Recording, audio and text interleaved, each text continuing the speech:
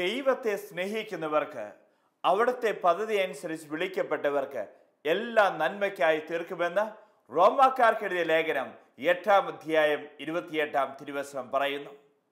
വർഷങ്ങളോളം ജീവിതത്തിൽ മുറിവുകളുമായി നടക്കേണ്ടി വരിക അത് ഏറ്റവും ദാരുണമായിട്ടുള്ള ഒരവസ്ഥയാണ്.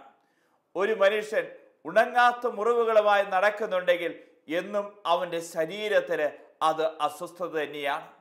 ഇതുപോലെ തന്നെ മനുഷ്യന് ആത്മാവുണ്ട്. ഈ ആത്മാവിൻ്റെ മുറിവുകളാണല്ലോ പാപങ്ങൾ. ഈ പാപങ്ങളും പേറി വർഷങ്ങളോളം നടക്കേണ്ടി വരിക അവന് അതൊരു ഭാരമാണ്, അവനെ അസ്വസ്ഥപ്പെടുത്തും. എന്നാൽ ഒരു ആത്മീയ മനുഷ്യൻ കുമ്പസാരം എന്ന കുദാശയിലൂടെ ആത്മീയമായി തകർക്കപ്പെട്ട അവസ്ഥയിൽ നിന്ന് മോചനം പ്രാപിക്കുകയാണ്, സൗഖ്യം പ്രാപിക്കുകയാണ്. ഇതുപോലെ തന്നെ മനുഷ്യന് മനസ്സുണ്ട്. മനസ്സിന്റെ മുറിവുകളുമായി ഒരു വ്യക്തി ജീവിതകാലം മുഴുവൻ നടക്കേണ്ടി വരിക, അങ്ങനെ മരണം പ്രാപിക്കേണ്ടി വരിക എത്രയോ ദാരുണമായിട്ടുള്ള അന്ത്യമായിരിക്കും. എന്നാൽ യേശു എന്നെയും നിങ്ങളെയും വിളിച്ചിരിക്കുന്ന സൗഖ്യത്തിലേക്കാണ്. ഈ ലോകത്തിൽ യേശുവിന് തരാൻ സാധിക്കാത്ത ഒരു സൗഖ്യത്തിന്റെ മേഖലകളുമില്ല. യേശുവിന്റെ മുമ്പിൽ ഏതെല്ലാം വ്യക്തികൾ തൻ്റെ മുറിവുകൾ തുറന്നു വെച്ചിട്ടുണ്ടോ യേശു സൗഖ്യത്തിന്റെ തൈലം കൊണ്ട് അവരെയെല്ലാം സൗഖ്യപ്പെടുത്തിയിട്ടുണ്ട്. യോഹന്നാന് സുവിശേഷം 4-ാം അധ്യായത്തെ കണ്ടുമുട്ടുന്നു സമറിയക്കാരി സ്ത്രീയെ. ഈ സമറിയക്കാരി സ്ത്രീ തൻ്റെ ജീവിതത്തിൽ ഒരുപാട് നാളുകളായി ചില മുറിവുകളുമായി അവിടുന്ന് കുഴിച്ചു മൂടിയിരിക്കുന്ന അവസ്ഥ. ഈ സമറിയക്കാരി സ്ത്രീയെ കുറിച്ചും അവളുടെ ബാക്ക്ഗ്രൗണ്ടിനെ കുറിച്ചും എല്ലാം നമുക്കറിയാം. എന്നാൽ യേശു ഈ സമറിയക്കാരി സ്ത്രീയെ കാണുവാൻ വേണ്ടി യാക്കോബിന്റെ കിണറിന്റെ വക്കത്ത് എത്തിച്ചേരുകയാണ്. നട്ടുച്ച നേരത്താണ് യേശു അവിടേക്ക് വരുന്നത്. ഉഷ്ണം ഉണ്ടാവും, ചൂടുണ്ടാവും. യേശു എത്ര കിലോമീറ്റർ നടന്നിട്ടാണ് ഈ സമറിയായിൽ യേശു ഇവിടെ തേടി എത്തിയത്? 45 കിലോമീറ്റർ ആണ്. ആരോഗ്യമുള്ള ഒരു മനുഷ്യൻ തനിക്ക് നടക്കാൻ സാധിക്കുന്ന ഒരു ദിവസം 35 കിലോമീറ്റർ. എന്നാൽ യേശു 10,000 കാണുവാൻ വേണ്ടിയിട്ടല്ല 45 കിലോമീറ്റർ നടന്ന് അവിടേക്ക് കടന്നു വന്ന് ഒരു വ്യക്തിയെ രക്ഷിക്കുവാൻ, ഒരു വ്യക്തിക്ക് സൗഖ്യം കൊടുക്കുവാൻ, ഒരു വ്യക്തിയുടെ ആത്മാവിനെ വീണ്ടെടുക്കുന്നതിന് വേണ്ടിയിട്ടാണ് യേശു ഇത്രമാത്രം അവിടേക്ക് നടന്നു വന്നത്. ഇത് കേൾക്കുമ്പോൾ നമ്മുടെ ഓരോരുത്തരെയും വില നമ്മൾ മനസ്സിലാക്കണം. ഒരു വ്യക്തിക്ക് വേണ്ടി യേശു ഇത്രമാത്രം നടക്കാൻ തയ്യാറായെങ്കിൽ ഇന്ന് യേശു എന്നെ കാണുവാൻ വേണ്ടി കടന്നു വന്നിരിക്കുകയാണ്. ഒരുപക്ഷെ എന്നെ കുറിച്ച് ആരൊക്കെ എന്തൊക്കെ പറഞ്ഞു കഴിഞ്ഞാലും ഞാൻ വിലയില്ലാത്തവളാണ് എന്ന് എനിക്ക് തോന്നിയേക്കാം, എന്നെ കൊണ്ട് ഒരു പ്രയോജനവുമില്ല എന്ന് ആരെങ്കിലും പറഞ്ഞേക്കാം, ഒരു കഴിവുകെട്ടവളാണ് എന്ന് നിന്നെ കുറിച്ച് പറഞ്ഞേക്കാം. എന്നാൽ യേശുവിന്റെ ചങ്കിനുള്ളിൽ നിനക്ക് വിലയുണ്ട് എന്ന് നീ തിരിച്ചറിയണം. സമറിയക്കാരി സ്ത്രീ യേശുവിന്റെ ചങ്കിനുള്ളിൽ അവളെ കുറിച്ചുള്ള ഓർമ്മ യേശുവിനുണ്ടായിരുന്നു. അവൾക്ക് യേശു വില കൊടുത്തിട്ടുണ്ടായിരുന്നു. അതുകൊണ്ടല്ലേ ഇത്ര ത്യാഗം ചെയ്തിട്ട് യേശു അവിടേക്ക് കടന്നു വന്നത്. ഇന്ന് നമ്മൾ ഓരോരുത്തരും തിരിച്ചറിയണം, നമുക്ക് വിലയിടുന്ന ആരാ? അവനും അവളും ഒന്നുമല്ല എനിക്ക് വിലയിടുന്നത്, മറിച്ച് എൻ്റെ തമ്പുരാൻ കർത്താവാണ് എനിക്ക് വിലയിട്ടിരിക്കുന്നത്. അപ്പോൾ എൻ്റെ വില എന്താ? ഒരു വ്യക്തി അദ്ദേഹത്തിന്റെ കാറ് വിൽക്കാൻ വേണ്ടി തീരുമാനിച്ചു. അദ്ദേഹം ആ കാറിന് വിലയിട്ടു. അദ്ദേഹം വിലയിട്ടിരിക്കുന്ന 5 ലക്ഷം രൂപയാണ്. പക്ഷേ വാങ്ങാൻ പോകുന്ന വ്യക്തി അതിന് വിലയിട്ടിരിക്കുന്ന 4 ലക്ഷം രൂപയാണ്. അദ്ദേഹം 4 ലക്ഷം രൂപയ്ക്ക് ആ കാറ് വാങ്ങുമ്പോൾ അതിന്റെ വില 4 ലക്ഷമായി മാറുന്നു. കണ്ടോ പ്രിയപ്പെട്ടവരെ, അത് കൊടുക്കുന്നവനല്ല, അത് വാങ്ങിയ വ്യക്തി അതിന് കൊടുക്കുന്ന വിലയാണ് അതിന്റെ യഥാർത്ഥ വില. ഒരു വ്യക്തി വീട് വിൽക്കാൻ തീരുമാനിച്ചു. എന്നാൽ അദ്ദേഹം അതിന് വില കാണുന്നുണ്ട്. എന്നാൽ ഇത് വാങ്ങുന്ന വ്യക്തിയുണ്ടല്ലോ അതിന് വില കൊടുക്കുന്നുണ്ട്. ആ വിലയാണ് ആ വീടിന്റെ യഥാർത്ഥ വില. എങ്കിൽ നമ്മുടെ ഓരോരുത്തരും വില എന്താ? എന്റെ വിലയിട്ടവൻ എന്നെ വാങ്ങിയവനാ. എന്നെ വാങ്ങിയവനാണ് തമ്പുരാൻ കർത്താവ്. തമ്പുരാൻ കർത്താവ് എന്നെ എങ്ങനെ വാങ്ങിയേ? അവിടുത്തെ തിരുച്ചങ്കിൽ നൊഴുകുന്ന തിരുരക്തം കൊണ്ട് എന്നെ വാങ്ങിയത്. അതുകൊണ്ട് തന്നെ എൻ്റെ വില എന്താ? യേശുവിൻ്റെ തിരുരക്തത്തിന്റെ വിലയാണ് എൻ്റെ വില എന്ന് ഓരോ വ്യക്തികളും തിരിച്ചറിയണം. ഒരു വ്യക്തിക്ക് വേണ്ടി യേശു നടന്നത് ഇത്രമാത്രമാണ്. കാരണം യേശുവിൻ്റെ ചങ്കിനുള്ളിൽ അവൾക്ക് വിലയുണ്ടായിരുന്നുകൊണ്ട് ആരൊക്കെ എന്നെ കുറിച്ച് എന്തൊക്കെ പറഞ്ഞു കഴിഞ്ഞാലും നീ തിരിച്ചറിഞ്ഞോ, യേശു എനിക്ക് തരുന്ന വിലയാണ് എൻ്റെ യഥാർത്ഥത്തിലുള്ള വില. മറ്റാരും എനിക്ക് വിലയിട്ടാലും ആ വിലയൊന്നും യഥാർത്ഥത്തിലുള്ള വിലയല്ല. വീണ്ടും നമുക്ക് പറഞ്ഞു തരികയാണ്, യേശു അവിടേക്ക് കടന്നു വരുന്നു. യേശുവിൻ്റെ കൂടെ 12 ശിഷ്യന്മാരും ഉണ്ട്. ഈ ശിഷ്യന്മാരും യേശു 13 പേരാ. 13 പേർക്ക് വിശന്നു. ഈ സമയത്ത് ഭക്ഷണം മേടിക്കുവാനായി അവർ പറഞ്ഞയക്കുകയാണ് 12 പേരെ. 13 പേർക്ക് ഭക്ഷണം മേടിക്കുവാനായി യേശു 12 പേരെ പറഞ്ഞയക്കുന്നു. ഇതിൻ്റെ പിന്നിലും ഒരു കാര്യം നമുക്ക് മനസ്സിലാക്കി തരികയാണ്. യേശുവിന് ഈ സമറിയക്കാരി സ്ത്രീയുടെ ആ സ്വകാര്യതയുണ്ടല്ലോ, ആ സ്വകാര്യത യേശു മാനിക്കുന്നുണ്ട്. ആരുടെ മുമ്പിലുണ്ടല്ലോ യേശുവിനെ വെളിപ്പെടുത്താൻ ആഗ്രഹിക്കുന്നില്ല ആ സ്വകാര്യത. ഒരു പക്ഷേ നമ്മുടെയൊക്കെ ഉള്ളിൻ്റെ ഉള്ളിലും ചില സ്വകാര്യതകളില്ലേ? ഈ സ്വകാര്യ തിന്മകളും സ്വകാര്യ പാപങ്ങളും ഇല്ലേ? യേശു അതൊക്കെ മറച്ചു വെച്ചിരിക്കുക. കാരണം യേശു എൻ്റെ സ്വകാര്യതയെ അത്രമാത്രം ബഹുമാനിക്കുന്നുണ്ട്. അതുകൊണ്ടാണ് യേശു അതെല്ലാം മൂടി വെച്ചതും അതുപോലെ തന്നെ ഭക്ഷണം മേടിക്കുവാനായി 12 പേരെ പറഞ്ഞയക്കുന്നു. ഇതിനു ശേഷം യേശു അവളോട് ചോദിക്കുന്ന ഒരു ചോദ്യമുണ്ട്. മോളെ, നിന്റെ ഭർത്താവ് എവിടെയാ? അവൾ സങ്കടത്തോടുകൂടെ തൻ്റെ ഹൃദയത്തിൽ അറിഞ്ഞുകൊണ്ട് കുഴിച്ചു മൂടിയിരിക്കുന്ന അവളുടെ സങ്കടം ഈ ഭർത്താവ് എന്നത്. അതുകൊണ്ടാണ് അവൾ ആരുടെ മുമ്പിൽ അത് തുറന്നു വെക്കാതിരുന്നത്. നട്ടുച്ച നേരത്ത് ആ കിണറിന്റെ വക്കത്ത് വന്നത് ആരുടെ മുമ്പില് അവളുടെ സങ്കടം ഒന്ന് തുറന്നു വെക്കാൻ പറ്റുന്നില്ല. ആ സ്വകാര്യ സങ്കടത്തെ പച്ചയോടുകൂടെ അവൾ കുടിച്ചു മൂടിയിരിക്കുന്ന അവളുടെ വേദനയെ, അതാണ് യേശുവിൻ്റെ മുമ്പിലേക്ക് അവൾ തുറന്നു വെക്കാൻ തയ്യാറാവുന്നത്. ഇന്നും ഒരുപാട് വ്യക്തികൾ ഈ വചനം കേട്ടുകൊണ്ടിരിക്കുന്നുണ്ട്. നിങ്ങളുടെയൊക്കെ ഉള്ളിൻ്റെ ഉള്ളില് ഒരുപാട് സങ്കടങ്ങൾ പച്ചയോടുകൂടെ കുഴിച്ചു മൂടിയിരിക്കുകയല്ലേ? ഈ കുഴിച്ചു മൂടിയിരിക്കുന്ന സങ്കടങ്ങൾ ഉണ്ടല്ലോ, തമ്പുരാന്റെ മുമ്പിൽ ഒന്ന് തുറന്നു വെക്കേ. യേശുവിന്റെ മുമ്പിൽ തുറന്നു വെച്ച ഏത് വ്യക്തിക്കാണ് അവിടെ ജീവിതത്തിൽ ദുഃഖിക്കേണ്ട വന്നിരിക്കുന്നത്? ഇന്ന് ഒരുപാട് ജീവിതങ്ങൾ ഒരുപാട് വേദനയിലൂടെ കടന്നുപോയിക്കൊണ്ടിരിക്കുക. പച്ചയോടുകൂടി ജീവിതത്തിൽ കുഴിച്ചു മൂടിയിരിക്കുന്ന നിന്റെ രോദനങ്ങൾ, നിന്റെ കണ്ണുനീരുകൾ, നിന്റെ സങ്കടങ്ങൾ യേശുവിന്റെ മുമ്പിൽ തുറന്നു വെച്ചാൽ ലോകത്തിൽ ഒരു വ്യക്തിക്ക് പോലും നിന്നെ സൗഖ്യപ്പെടുത്താൻ സാധിക്കില്ല. യേശുവിന് നിന്നെ സൗഖ്യപ്പെടുത്താൻ സാധിക്കും എന്നുള്ള തിരിച്ചറിവ്, എന്നുള്ള ബോധ്യം ഓരോ വ്യക്തികൾക്കും ഉണ്ടാകണം. ഒരു കുടുംബത്തിന് കുടുംബനാഥൻ ഒരുപാട് മുറിവുകളുമായി ഇരിക്കുന്ന ഒരു കുടുംബനാഥനാണോ?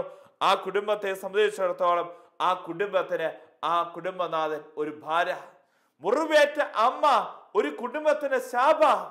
ഇതുപോലെ തന്നെ വേദനിക്കുന്ന മക്കൾ, ഒരുപാട് മുറിവേറ്റ മക്കളുണ്ടല്ലോ, ആ കുടുംബത്തിന് ഒരു വേദനയാണ്. ഒരു വിദ്യാലയത്തിന് മുറിവേറ്റ ഒരു അധ്യാപകരുണ്ടോ, ആ വിദ്യാലയത്തിന് ഒരു ഭാര. മുറിയപ്പെട്ട വിദ്യാർത്ഥിയുണ്ടോ, ആ ക്ലാസ് റൂമിന് ഒരു ഭാരമാണ്. എങ്കിൽ പ്രിയപ്പെട്ടവരെ, നമ്മൾ തിരിച്ചറിയണം, എൻ്റെ ഏതെല്ലാം മുറിവുകൾ ഇന്ന് യേശു സുഖപ്പെടുത്തണം. യേശുവിന്റെ മുമ്പിലേക്ക് എൻ്റെ മുറിവുകളെ ചേർത്ത് വെച്ചുവെങ്കിൽ മാത്രമേ യേശുവിൽ നിന്ന് എനിക്ക് സൗഖ്യം കിട്ടുകയുള്ളൂ. കാട്ടിലെ ഏറ്റവും ക്രൂരമായ മൃഗം ഏതാ? കാട്ടിലെ ഏറ്റവും ക്രൂരമായ മൃഗം ആരും ചിന്തിക്കേണ്ട സിംഹമാണ്, പുലിയാണ് എന്നൊക്കെ. കാട്ടിലെ ഏറ്റവും ക്രൂരമായ മൃഗം മുറിവേറ്റ മാന. ഈ മുറിവേറ്റ മാനിനെ കുറിച്ച് പറയുകയാണ്, അത് ഒരു പക്ഷേ സിംഹത്തെയും പുലിയെയും ആനയെ പോലും തകർത്ത് കളയാനുള്ള ശക്തി മുറിവേറ്റ മാനിനുണ്ട്. എങ്കിൽ ഏറ്റവും ക്രൂരനായ മനുഷ്യൻ ഏതാ? ക്രൂരനായ മനുഷ്യൻ മുറിവേറ്റ ഏത് വ്യക്തിയാണോ ആ മനുഷ്യനാണ് ഏറ്റവും ക്രൂരനായ മനുഷ്യൻ. നമ്മൾ ഓർക്കണം, നമ്മുടെ മുറിവുകളൊക്കെ ഉണ്ടല്ലോ, ഇന്ന് ഒരു രീതിയില്ലെങ്കിൽ മറ്റൊരു രീതിയിൽ അത് പ്രതികരിച്ചുകൊണ്ടിരിക്കുക. ഇന്ന് എൻ്റെ ജീവിതത്തിൽ ഏതെല്ലാം മുറിവുകളുണ്ടോ ആ മുറിവുകളെ മുഴുവൻ യേശു സൗഖ്യപ്പെടുത്തുന്ന ദിനമാണ്. 2000 വർഷമായിട്ടും ഉണങ്ങാത്ത മുറിവായി നടക്കുന്നവൻ എൻ്റെ മുറിവിന്റെ ആഴം കാണാൻ വന്നിരിക്കുന്ന ദിനമാ. അതുകൊണ്ട് തന്നെ യേശുവിൻ്റെ മുറിവിലേക്ക് എൻ്റെ മുറിവുകളെ ചേർത്ത് വയ്ക്കുവാൻ എനിക്ക് കഴിയണം. ഏതൊക്കെ മുറിയപ്പെട്ട അപ്പന്മാരുണ്ടോ, മുറിയപ്പെട്ട അമ്മമാരുണ്ടോ, മുറിയപ്പെട്ട മക്കളുണ്ടോ, മുറിയപ്പെട്ട മാതാപിതാക്കളുണ്ടോ, അവിടെയെല്ലാം തകർച്ചകളാ, അവിടെയെല്ലാം ഭാരങ്ങളാ, അവിടെയെല്ലാം അസമാധാനങ്ങളാ, അവിടെയെല്ലാം അസ്വസ്ഥതകളാണ് വേട്ടയാടിക്കൊണ്ടിരിക്കുന്നത്. ആമിഷ് കമ്മ്യൂണിറ്റിയെ കുറിച്ച് ഇങ്ങനെയാണ് പറയുന്നത്. ആമിഷ് കമ്മ്യൂണിറ്റിയിലെ ആദിമ ക്രൈസ്തവ സമൂഹത്തിന്റെ ചൈതന്യത്തോടുകൂടെ ജീവിക്കുന്ന സമൂഹമാണ് ആമിഷ് കമ്മ്യൂണിറ്റി. ആദിമ ക്രൈസ്തവ സമൂഹത്തിന്റെ ചൈതന്യം, അവര് അങ്ങനെയാ ജീവിക്കുന്നത്. അങ്ങനെയുള്ള സമൂഹങ്ങൾ അമേരിക്കയിലുണ്ട്. ഇങ്ങനെ ഇരിക്കുമ്പോൾ ഈ ആമിഷ് കമ്മ്യൂണിറ്റിയിലെ അവിടെ സ്കൂളിലേക്ക് പാൽക്കാരനായി പാല് കൊണ്ടുവന്നിരുന്ന വ്യക്തിയാണ് റോബർട്ട് ചാൾസ് ബ്രൗൺസ് എന്ന് പറയുന്ന വ്യക്തി. എന്നാൽ ഒരു ദിവസം അദ്ദേഹം, ഈ പാൽക്കാരൻ, തൻ്റെ ട്രക്ക് ഓടിച്ച് ആമിഷ് കമ്മ്യൂണിറ്റിയുടെ സ്കൂളിന്റെ മുമ്പിലേക്ക് കടന്നു വന്നു. ഒരു ക്ലാസ് റൂമിലേക്ക് അദ്ദേഹം കയറി. ആ ക്ലാസ് റൂമിലെ ടീച്ചേഴ്സിനെ പുറത്ത് നിർത്തി. അവിടെ പുറത്ത് മാതാപിതാക്കളും എല്ലാവരും അവിടെ നിൽക്കുന്നുണ്ട്. 10 കുട്ടികളെ അദ്ദേഹം ബോട്ടിനോട് ചേർത്ത് നിർത്തി 10 കുട്ടികൾക്ക് നേരെ അദ്ദേഹം നിറയൊഴിച്ചു. അദ്ദേഹത്തിന്റെ തോക്കിൽ നിന്ന് വെടിയുണ്ടകൾ ചെറിയ പാഞ്ഞ് ചെന്ന് കഴിഞ്ഞപ്പോൾ 5 കുട്ടികൾ ഓൺ ദ സ്പോട്ടിൽ അവിടെ മരിച്ചു വീഴുക.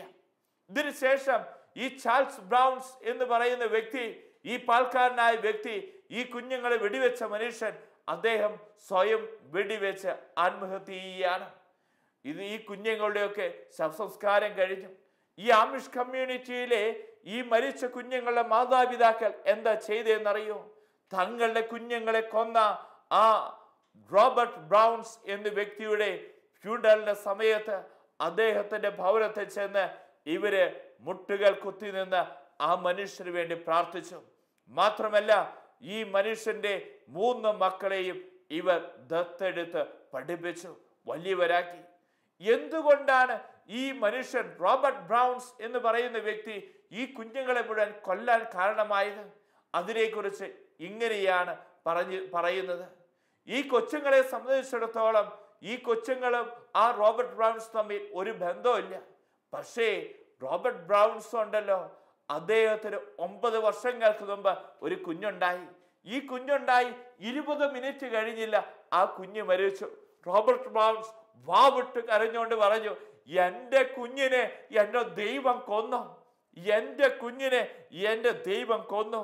ഈ മനുഷ്യന്റെ ഹൃദയത്തിൽ കിടന്ന വേദനയാണ്, ആ മനുഷ്യന്റെ മുറിവാണ് ഈ കൊച്ചുകളെ മുഴുവൻ കൊല്ലാൻ കാരണമായത്. എൻ്റെ കൊച്ചിനെ ദൈവം കൊന്നു. പ്രിയപ്പെട്ടവരെ, എ എന്ന് പറയുന്ന വ്യക്തി ബി എന്ന് പറയുന്ന വ്യക്തിയെ മുറിപ്പെടുത്തി. ബി തിരിച്ച് ആരെ മുറിപ്പെടുത്തണ്ടേ? എയെ മുറിപ്പെടുത്തണ്ടേ? എന്നാൽ ബി പോയി മുറിപ്പെടുത്തിക്കൊണ്ടിരിക്കുന്ന ആര്യ സിനെയും ഡിനെയും ഇനെയും എഫിനെയും ഒക്കെയാണ് മുറിപ്പെടുത്തിക്കൊണ്ടിരിക്കുന്നത്. നമ്മുടെയൊക്കെ ജീവിതത്തിലും ഈ മനസ്സിന്റെ മുറിവുകളുണ്ടല്ലോ, പലപ്പോഴും ഇതുപോലുള്ള മേഖലകളിലേക്ക് കടന്നു ചെന്നുകൊണ്ടിരിക്കുന്നത്. എ എന്ന വ്യക്തി എന്നെ മുറിപ്പെടുത്തി കഴിയുമ്പോൾ ഞാൻ തിരിച്ച് എനെയല്ല മുറിപ്പെടുത്തുന്നത്, മറിച്ച് സിനെയും ഡിനെയും ഇനെയും എഫിനെയും ഒക്കെയാണ് ഞാൻ മുറിപ്പെടുത്തിക്കൊണ്ടിരിക്കുന്നത്. ഈ കാലഘട്ടത്തിൽ പല കുഞ്ഞുങ്ങളും ഞാൻ കണ്ടിട്ടുണ്ട്, മുറിവേറ്റ കുഞ്ഞുങ്ങളാണ്. ഇന്ന് ഓരോ വ്യക്തികളും നമ്മൾ ഓർക്കേണ്ട കാര്യമാണ്. ഒരു സ്കൂളിൽ ചെന്ന് നോക്കിയാൽ കാണാൻ സാധിക്കും, പ്രതിഷേധം നടത്തുന്ന കുട്ടികളെ, ക്ലാസ് റിബല്യസ് ആയിട്ടുള്ള കുട്ടികളെ. എന്നാൽ അതിന്റെ പിന്നിലേക്ക് നോക്കിക്കഴിയുമ്പോൾ കാണാൻ സാധിക്കും, ഈ റിബല്യസും പ്രതിഷേധമൊക്കെ ആയി നടക്കുന്ന കുട്ടികള് അവിടെ ഭവനത്തിൽ മുറിവേറ്റ മാതാപിതാക്കളുടെ മക്കളാണ്. ഈ കുഞ്ഞ് ഒരുപാട് മുറിവേറ്റിട്ടുണ്ട്. ഈ മുറിവുകളാണ് ഈ കുഞ്ഞിനെ ഈ രൂപത്തിലേക്ക് മാറ്റിക്കൊണ്ടിരിക്കുന്നത്. എന്നാൽ പ്രിയപ്പെട്ടവരെ, നമ്മൾ ഓർക്കേണ്ട ഒരു കാര്യമുണ്ട്. എങ്ങനെയാണ് ഈ മുറിവുകളുടെ മേഖലയിൽ എനിക്ക് സൗഖ്യം കിട്ടുക? മുറിവുകളുടെ മേഖലയിൽ സൗഖ്യം കിട്ടുവാൻ ആദ്യം ഓരോ വ്യക്തിയും തിരിച്ചറിയേണ്ട ഒരു കാര്യം, എൻ്റെ ദൈവം അറിയാതെ എൻ്റെ ജീവിതത്തിൽ ഒന്നും സംഭവിക്കുകയില്ല. എൻ്റെ ദൈവം അറിയാതെ എൻ്റെ ജീവിതത്തിൽ ഒന്നും സംഭവിക്കുകയില്ല. കൊടൈക്കനാലിൻ്റെ വളവും പുളവും കയറിക്കൊണ്ട് വലിയൊരു ഹോസ്പിറ്റലിലെ ജൂനിയർ ഡോക്ടേഴ്സ് ഒരു ടൂറ് പോവുകയാണ്. ഇവരൊക്കെ MBBS പാസ്സായി അതിൻ്റെ വലിയ സന്തോഷത്തോടു കൂടെ ഇവരെല്ലാം കൂടി കൊടൈക്കനാലിലേക്ക് ടൂറ് പോവുകയാണ്. ഈ കൊടൈക്കനാലിൻ്റെ ഈ വളവും പുളവും എല്ലാം കയറിക്കൊണ്ടിരിക്കുമ്പോഴാണ് ഇവർ സഞ്ചരിച്ചിരുന്ന വാഹനം ഒരു കൊക്കയിലേക്ക് വീഴുന്നത്. അതിൽ 4-5 ജൂനിയർ ഡോക്ടേഴ്സ് ആ സ്പോട്ടിൽ തന്നെ മരിക്കുക. പിന്നീട് അതിൽ രക്ഷപ്പെട്ട ഒരു ഡോക്ടറുണ്ട്, ഡോക്ടർ മേരി വർഗീസ്, കാഞ്ഞങ്ങാടുകാരിയ ആ ഡോക്ടർ. ഈ ഡോക്ടർ മേരി വർഗീസ് 5-6 മാസമായി വലിയൊരു ഹോസ്പിറ്റലിൽ ശരീരത്തിന് അരയ്ക്ക് താഴേക്ക് അനക്കാൻ സാധിക്കാതെ കിടപ്പ. ഡോക്ടർ മേരി വർഗീസ് 5-6 മാസം വിദഗ്ധ ചികിത്സകൾ കഴിഞ്ഞപ്പം ഈ ഡോക്ടർ മേരി വർഗീസിനോട് ഡോക്ടേഴ്സ് പറയുക, മോളെ, നിനക്ക് അരയ്ക്ക് താഴേക്ക് ചലിപ്പിക്കാൻ സാധിക്കില്ല, അരയ്ക്ക് മുകളിലേക്ക് മാത്രമേ ചലിപ്പിക്കാൻ സാധിക്കുകയുള്ളൂ. ഈ ഡോക്ടർ മേരി വർഗീസ് തന്റെ മുറിയിലേക്ക് നോക്കിയപ്പോൾ ഒരു ക്രൂശ് രൂപം അവിടെ തൂക്കിയിട്ടിട്ടുണ്ട്. ആ ക്രൂശ് രൂപത്തെ നോക്കിക്കൊണ്ട് ഈ ഡോക്ടർ ചോദിക്കുന്നുണ്ട്, ദൈവമേ, എന്തിനാ എന്നെ ഈ ഭൂമിയിൽ വെച്ചിരിക്കുന്നത്? എൻ്റെ അരയ്ക്ക് താഴേക്ക് ചലിപ്പിക്കാൻ സാധിക്കില്ല, എൻ്റെ അരയ്ക്ക് മുകളിലേക്ക് മാത്രമേ ചലിപ്പിക്കാൻ സാധിക്കുകയുള്ളൂ. ഈ ഡോക്ടർ മേരി വർഗീസ് ആ സമയത്ത് ഈ ക്രൂശ് രൂപത്തിൽ നിന്ന് ഒരു സ്വരം കേൾക്കുക. അവളോട് ഈ ക്രൂശത സംസാരിക്കുക, മോളെ, നിനക്ക് അരയ്ക്ക് താഴേക്കല്ലേ ചലിപ്പിക്കാൻ സാധിക്കാത്തുള്ളൂ, അരയ്ക്ക് മുകളിലേക്ക് ചലിപ്പിക്കാനോ? നിനക്ക് ചലിപ്പിക്കാൻ സാധിക്കുന്ന ഭാഗം വെച്ച് നിന്റെ കർത്താവിനെ നീ മഹത്വപ്പെടുത്തുക, നിന്റെ കർത്താവിനെ നീ മഹത്വപ്പെടുത്തുക. അവൾ പറയുക, എനിക്ക് കുരിശിൽ നിന്ന് ഒരു ശക്തി ലഭിക്കുക. ആ ശക്തിയാണ് പിന്നീട് അവളുടെ ജീവിതത്തിൽ കാണാൻ സാധിക്കും. അതിസൂക്ഷ്മങ്ങളായ ഓപ്പറേഷനുകളൊക്കെ അവൾ നടത്തി വലിയൊരു ഹോസ്പിറ്റലിലേക്ക് ഒരുപാട് ബഹുമതി നേടിയെടുക്കുക. അവൾ ജീവിതത്തിലേക്ക് ഒരുപാട് ബഹുമതി നേടിയെടുക്കുക. അവൾ ഈ സമയത്ത് തൻ്റെ തമ്പുരാൻ കർത്താവിനോട് പറയുന്നുണ്ട്, ഞാൻ എൻ്റെ തമ്പുരാൻ കർത്താവിനോട് എന്തിനു വേണ്ടി പ്രാർത്ഥിച്ച്? കാലികൾക്ക് വേണ്ടിയിട്ടാ. എന്നാൽ എൻ്റെ തമ്പുരാൻ കർത്താവ് എനിക്ക് ചിറകുകൾ നൽകി എന്നെ അനുഗ്രഹിച്ചു. പ്രിയപ്പെട്ടവരെ, നമ്മൾ ഓരോരുത്തരും തിരിച്ചറിയണം, എന്തൊക്കെ എൻ്റെ ജീവിതത്തിൽ ഞാൻ കൊണ്ടുപോയി നടക്കുന്ന മുറിവുകളുണ്ടോ? ഒരുപക്ഷെ നിരാശയായിരിക്കാം, കുറ്റബോധങ്ങളായിരിക്കാം, ആത്മഹത്യ ചിന്തയായിരിക്കാം, അപകർഷബോധമായിരിക്കാം, പെട്ടെന്ന് പൊട്ടിത്തെറിക്കുന്ന സ്വഭാവമായിരിക്കാം, ജഡത്തിന്റെ ആസക്തികളായിരിക്കാം. ഇന്ന് എന്നെ ഒരുപാട് മുറിവുകൾ എൻ്റെ ഉള്ളിലുണ്ട്. ഒരുപാട് മുറിവുകൾ പല വ്യക്തികളും എൻ്റെ ജീവിതത്തിലേക്ക് തന്നിട്ടുണ്ട്. ക്ഷമിക്കാൻ പറ്റാത്ത അവസ്ഥയായിരിക്കാം. എന്നാൽ നീ തിരിച്ചറിയുക, ഏതൊക്കെ മുറിവുകളുമായി ഞാൻ ഈ ലോകത്ത് നടക്കുന്നുണ്ടോ, എൻ്റെ യേശു അറിയാതെ എൻ്റെ ജീവിതത്തിൽ ഒരു മുറിവുകളും കടന്നു വരില്ല എന്നുള്ള ബോധ്യം ഓരോ വ്യക്തിക്കും ഉണ്ടാകണം. എൻ്റെ യേശു എനിക്ക് സൗഖ്യം തരും എന്നുള്ള ബോധ്യവും ഓരോ വ്യക്തികളും ഉണ്ടാക്കിയെടുക്കണം. റോമാക്കാർക്ക് എഴുതിയ ലേഖനം 8-ാം അധ്യായം 28-ാം തിരുവചനം, ദൈവത്തെ സ്നേഹിക്കുന്നവർക്ക് അവിടുത്തെ പദ്ധതി അനുസരിച്ച് വിളിക്കപ്പെട്ടവർക്ക് എല്ലാം നന്മയ്ക്കായി തീർക്കും. പ്രിയപ്പെട്ടവരെ, നമ്മൾ തിരിച്ചറിയേണ്ട ഒരു കാര്യമാണ്, ഒരുപാട് സങ്കടങ്ങളുമായിട്ടാണ് ഇന്ന് ഈ വചനം കേട്ടുകൊണ്ടിരിക്കുന്നത്. തിരുവചനത്തെ കാണാൻ സാധിക്കും കൂനുള്ള സ്ത്രീയെ കുറിച്ച്. അവിടെ പറയുകയാണ്, 18 വർഷമായി പിശാച് ബാധിച്ചവളാ. എന്നാൽ യേശു അവളെ തൊട്ട് കഴിഞ്ഞപ്പോൾ അവൾ സൗഖ്യം പ്രാപിച്ചു. ഇന്നും ശരീരത്തിന് കൂനില്ല, നല്ല ആരോഗ്യത്തോടു കൂടെ നടക്കുന്നുണ്ട്. പല വ്യക്തികളുടെയും കൂന് എവിടെയാ? മനസ്സിന് കൂന് ബാധിച്ചിരിക്കുന്ന അവസ്ഥ. കൂനുള്ള വ്യക്തിയുടെ പ്രത്യേകത എന്താ? കൂനുള്ള വ്യക്തികളെ നടത്തം നോക്കി കഴിഞ്ഞു കഴിഞ്ഞാൽ നമ്മൾ നടക്കുന്ന പോലെ കൂനുള്ള വ്യക്തിക്ക് നടക്കാൻ സാധിക്കുമോ? ഇല്ല. അവർ നടക്കും, അവർക്ക് കുനിഞ്ഞ നടക്കാൻ സാധിക്കുള്ളൂ. ഈ മനസ്സില് മുറിവുമായിട്ട് നടന്നു കഴിയുമ്പോൾ നമ്മുടെ ഓരോരുത്തരും മനസ്സിന് കൂന് പതിച്ചിരിക്കുന്ന അവസ്ഥയാണ്. നമ്മുടെ അവസ്ഥ എന്താ? ഒരുപക്ഷെ നടക്കുമ്പോൾ ബാലൻസ് പോകുന്ന അവസ്ഥ, അങ്ങോട്ടും പോകുന്നു ഇങ്ങോട്ടും പോകുന്ന അവസ്ഥ. പല വ്യക്തികളുടെയും ജീവിതത്തിൽ ഈ മദ്യപാനത്തിന് പിടിയിലും മറ്റു ദുശ്ശീലങ്ങൾക്കും അടിമപ്പെട്ടിരിക്കുന്നതിന്റെ അവസ്ഥ, ഈ ബാലൻസ് പോകുന്ന അവസ്ഥയാ. മനസ്സിന് കൂന് ബാധിച്ചുകൊണ്ടാ, മനസ്സിന് മുറിവുകൾ പറ്റിയത് കൊണ്ടാ. കൂനുള്ള വ്യക്തികളുടെ അടുത്ത പ്രത്യേകതയാ, നമ്മൾ കാണുന്ന പോലെ അവർക്ക് കാണാൻ സാധിക്കില്ല, താഴേക്ക് മാത്രമേ അവർക്ക് നോക്കാൻ സാധിക്കുകയുള്ളൂ. അതിൻ്റെ അർത്ഥം എന്താ? വലുതായി കാണാൻ സാധിക്കാത്ത അവസ്ഥ. പല വ്യക്തികളുടെ മനസ്സൊക്കെ ചുരുങ്ങിപ്പോയിരിക്കുന്ന അവസ്ഥയാണ്. ഒന്നിനെയും ഒന്ന് വലുതായി കാണാൻ സാധിക്കാതെ മനസ്സൊക്കെ കൂനിപ്പോയിരിക്കുന്ന അവസ്ഥ, ഒരു വിശാലതയില്ലാത്ത അവസ്ഥ. കൂനുള്ള വ്യക്തിയുടെ പ്രത്യേകതയാണ്. അതുകൊണ്ട് തന്നെ ഒരാളെ സ്നേഹിച്ചാൽ തന്നെ ആ സ്നേഹം അനുഭവിക്കാൻ പറ്റാത്ത അവസ്ഥ, മറ്റൊരാളെ സ്നേഹിക്കാൻ പറ്റാത്ത അവസ്ഥ, ഇതുപോലെയൊക്കെ പല വ്യക്തികളും ഇരിക്കുന്നുണ്ട്. ഭർത്താവിനെ സ്നേഹിക്കാൻ സാധിക്കുന്നില്ല, ഭാര്യയെ സ്നേഹിക്കാൻ സാധിക്കുന്നില്ല, അതുപോലെ തന്നെ മക്കളെ സ്നേഹിക്കാൻ പറ്റുന്നില്ല. കാരണം എന്താ? മനസ്സിൽ ഒരുപാട് മുറിവേറ്റ ഈ മനുഷ്യരൊക്കെ ആയിരിക്കുന്നത്. ഇതുപോലെ തന്നെ കൂനുള്ള വ്യക്തിയുടെ പ്രത്യേകതയാണ് സുഖനിദ്ര ഇല്ല എന്നുള്ളത്. ഒരു മനുഷ്യന് സുഖമായിട്ട് ഉറങ്ങാൻ സാധിക്കാത്ത അവസ്ഥ എത്രയോ ദാരുണമായിട്ടുള്ള അവസ്ഥയാണ്. നമ്മുടെയൊക്കെ ജീവിതത്തിൽ നമുക്ക് കട്ടിൽ കാണുമ്പോൾ തന്നെ ഉറക്കം വരുന്നുണ്ട്. എന്നാൽ ചില വ്യക്തികളുടെ അവസ്ഥ എന്താ? അവർക്ക് ഒന്ന് സ്വസ്ഥമായിട്ട് സമാധാനത്തോടു കൂടെ ഉറങ്ങാൻ സാധിക്കാത്ത അവസ്ഥ. ഇന്ന് പ്രിയപ്പെട്ടവരെ, ഇന്ന് ഈ അസ്വസ്ഥതയാണ്. മനസ്സിൽ ഒരുപാട് ഭാരങ്ങളും പേറിക്കൊണ്ട് ഈ മനുഷ്യൻ കിടന്നുറങ്ങുന്നു. എന്നാൽ ഉറങ്ങാൻ സാധിക്കാത്ത അവസ്ഥ, സുഖനിദ്ര ഇല്ലാത്ത അവസ്ഥ. ഇന്ന് ഓരോ വ്യക്തികളും തിരിച്ചറിയുക, കിട്ടേണ്ട സ്നേഹം കിട്ടേണ്ട വ്യക്തികളിൽ നിന്ന് കിട്ടേണ്ട അളവിൽ ലഭിച്ചില്ലെങ്കിൽ അവിടെ മുറിവുണ്ടാകും. കിട്ടേണ്ട സ്നേഹം കിട്ടേണ്ട വ്യക്തികളിൽ നിന്ന് കിട്ടേണ്ട സമയത്ത് കിട്ടേണ്ട അളവിൽ ലഭിച്ചില്ലെങ്കിൽ അവിടെ മുറിവുകൾ ഉണ്ടാകും. എന്നാൽ പ്രിയപ്പെട്ടവരെ, ഈ മുറിവുകളെ മുഴുവൻ സുഖപ്പെടുത്തുവാനാ യേശു ഈ ലോകത്തിലേക്ക് കടന്നു വന്നിരിക്കുന്നത്. നിന്റെ ജീവിതത്തിൽ നീ പേറിക്കൊണ്ടിരിക്കുന്ന ഏത് മുറിവുകളായിക്കൊള്ളട്ടെ, കർത്താവിൻ്റെ മുറിവുകളിലേക്ക് ചേർത്ത് വെക്കണം. സമറിയക്കാരി സ്ത്രീയുടെ ജീവിതം നമുക്ക് കാണിച്ചു തരിക. 5 ഭർത്താക്കന്മാരുണ്ടായിരുന്നു. എത്ര സ്നേഹം കിട്ടിയാലും മതിയാവാത്തവളായിരുന്നു. ഒരു വ്യക്തിയെ കണ്ടുമുട്ടി, കർത്താവ് യേശു മിശിഹായി. പിന്നീട് അവൾ പഴയ സ്നേഹത്തിന്റെ പിന്നാലെയല്ല പോയത്, ഒരു പുതിയ സ്നേഹം അവൾ അനുഭവിക്കുക. അവളുടെ ജീവിതം മാറി.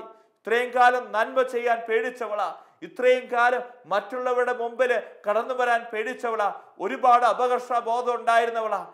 എന്നാൽ യേശുവിന്റെ സ്നേഹം അവൾ അനുഭവിച്ചപ്പോൾ, യേശു നൽകിയ ജീവജലം അവൾ കുടിച്ചപ്പോൾ പിന്നീട് കാണാൻ സാധിക്കാം, സമറിയ ദേശത്തെ മുഴുവൻ യേശുവിന് വേണ്ടി അവൾ നേടിയെടുത്തു. ഇതാണ് പ്രിയപ്പെട്ടവരെ അവളുടെ പഴയ ജീവിതവും പുതിയ ജീവിതവും തമ്മിലുള്ള വ്യത്യാസം. ഇന്നും ഏതെല്ലാം മക്കളാണോ ഈ വചനം കേട്ടുകൊണ്ടിരിക്കുമ്പോൾ ഒരുപാട് മുറിവുകളുമായി ഇരിക്കുന്ന അവസ്ഥ, നന്മ ചെയ്യാൻ പറ്റാത്ത അവസ്ഥ, എന്ത് ചെയ്താലും ശരിയാവാത്ത അവസ്ഥ, ഒരു സുഖനിദ്രയില്ലാത്ത അവസ്ഥ, മനസ്സിലാകെ അസ്വസ്ഥത, യേശുവിന്റെ മുമ്പിലേക്ക് നിന്റെ മുറിവിനെ ചേർത്ത് വെക്ക്. യേശു നിന്നെ സൗഖ്യപ്പെടുത്തും. നിന്നിലേക്ക് അവിടുന്ന് അഭിഷേകം ഒഴുകും. പ്രിയപ്പെട്ടവരെ, ഇന്ന് ഈ നിമിഷം പ്രാർത്ഥിക്കണം. എന്നെ ആർക്കും വേണ്ട എന്നുള്ള തോന്നലിലേക്ക് യേശു കടന്നു വരും. നിന്റെ അപകർഷബോധത്തിലേക്ക് യേശു കടന്നു വരും. നിന്റെ ഓർത്തോർത്തുള്ള ദുഃഖങ്ങളിലേക്ക്, നിന്റെ കുറ്റബോധങ്ങളിലേക്ക്, നിന്റെ നിരാശയിലേക്ക്, നിന്റെ ഉത്കണ്ഠയിലേക്ക്, നിന്റെ ഭയപ്പാടുകളിലേക്ക്, നിന്റെ ആസക്തികളിലേക്ക് ഇന്ന് യേശു കടന്നു വരിക. ഏതെങ്കിലും മക്കളെ ഹൃദയം വെറുപ്പിന്റെ വേരുകളുണ്ടോ? യേശു കടന്നു വരും. യേശുവിന്റെ മുമ്പിലേക്ക് സമറിയക്കാരി സ്ത്രീ തുറന്നു വെച്ചതുപോലെ നിന്റെ മുറിവുകളെ തുറന്നു വെക്കുക. യേശു സൗഖ്യപ്പെടുത്തുന്നു. യേശുവിന്റെ സൗഖ്യത്തിനായി നമുക്ക് ദാഹിക്കാം. തരാത്ത സ്നേഹം യേശുവിന് തരാൻ സാധിക്കും. മുറിവുകൾ യേശുവിനെ സൗഖ്യപ്പെടുത്താൻ സാധിക്കും. യേശുവിൻ്റെ മുമ്പിൽ നമുക്ക് ചേർത്ത് വെക്കാം. 2000 വർഷമായിട്ടും ഉണങ്ങാത്ത മുറിവായി നടക്കുന്നവൻ എൻ്റെ മുറിവ് കാണാൻ വന്നിരിക്കുന്ന ദിനമാണ്. യേശുവിൻ്റെ മുറിവുകളിലേക്ക് എൻ്റെ മുറിവുകളെ ചേർത്ത് വയ്ക്കുക, സൗഖ്യം അനുഭവിക്കുക.